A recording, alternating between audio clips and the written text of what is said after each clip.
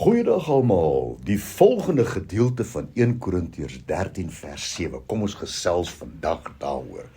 Die liefde hoop alles. Maar wat beteken die liefde hoop alles?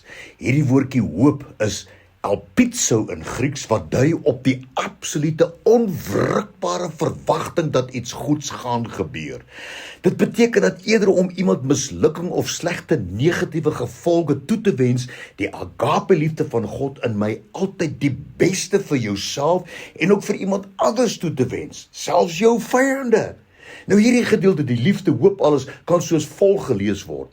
Liefde verwag altyd die beste in ander en die beste vir ander en ook die beste vir jou. Matteus 7 vers 1 en 2. Moenie oordeel nie, sodat julle nie geoordeel word nie, want by die oordeel waarmee julle oordeel sal julle geoordeel word, en by die maat waarmee julle meet sal weer vir julle gemeet word.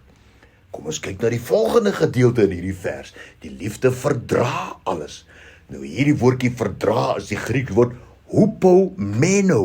En hierdie woordjie hupomeno dui op die houding van 'n persoon wat onder 'n swaar vrag is, maar hy weier om oor te gee aan die nederlaag omdat hy weet hy is waar hy moet wees. En omdat hierdie persoon weet hy is waar hy veronderstel is om te wees, het hy besluit dat ongeag wat teen hom kom, hy gaan vorentoe beweeg en weier om op te gee. Dit beteken dat agape nie maklik die handdoek ingooi nie. Agape weet eenvoudig nie hoe om die handdoek in te gooi nie.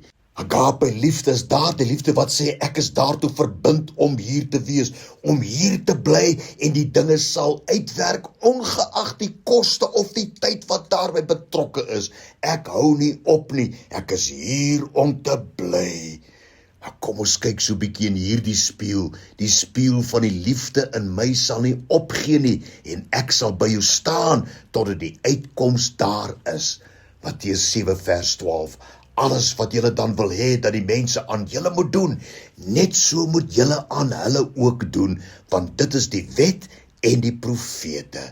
En weer eens onthou, slegs die eenmaal wat jy vandag daarin slaag om hierdie liefde aan jou naaste te betoon, is wat die Here behaag. Dit is wat hy raak sien, nie die 6 of 7 maal wat jy daarin faal nie.